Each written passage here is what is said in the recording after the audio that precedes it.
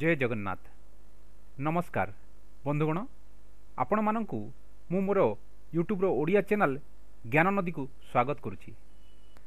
नुआ नुआ तथ्य जानिबा पई मोर यूट्यूब रो ओडिया चैनल ज्ञान नदी को सब्सक्राइब करंतु एवं नुआ नोटिफिकेशन पाइबा पई पाखरे थिबा बेल बटन को दबाइबा को जमारू भूलंतु नहीं। बंधुगण माघ मास कृष्ण पक्ष चतुर्थी को संकट चतुर्थी कहा जाए। एही दिन धन धान्य और आरोग्य निमित्त भगवान श्री गणेशंकर पूजा करा जाए एवं एही दिन संध्या समय रे चंद्रदेवता को पूजा और अर्घ्य दिया जाए। एहाकू संकष्टी चतुर्थी मध्य कहा जाए।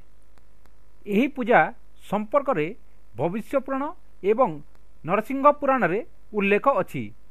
भगवान श्रीकृष्ण युधिष्ठिर आगरे संकष्टी चतुर्थी विषय वर्णना करियछंती। जो माने संकट चतुर्थी व्रत करने को चाहती से माने माघ मास कृष्ण पक्ष चतुर्थी दिन सकाळू उठी स्नान करिवे एवं से दिन सारा किछि न खाई उपवास रहिबे। संध्या समय रे से माने गणेशंकर पूजा आराधना करिवे।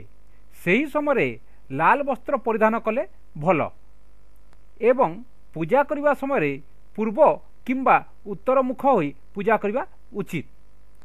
गणेशंक फोटो बा मूर्ति को प्रथमे स्नान कराई पंच बा 10 उपचार रे पूजा करी गणेशंकु राशि लड्डू बा मोदक भोग लगाइबे एवं ओम गंग गणेशाय नमः एही मंत्र को 108 थर पाठ करिवे। तापरे चंद्र उदय हैला परे चंद्रंकु पूजा करिवे, भोग लगाइबे एवं चंद्रंकु अर्घ्य देवे। तापरे व्रतधारी अन्य मानंकु प्रसाद बांटी निजे मध्य प्रसाद ग्रहण करिवे। यह हेउची संकट चतुर्थी दिन गणेशंकु पूजा करिवार विधान। धन्यवाद।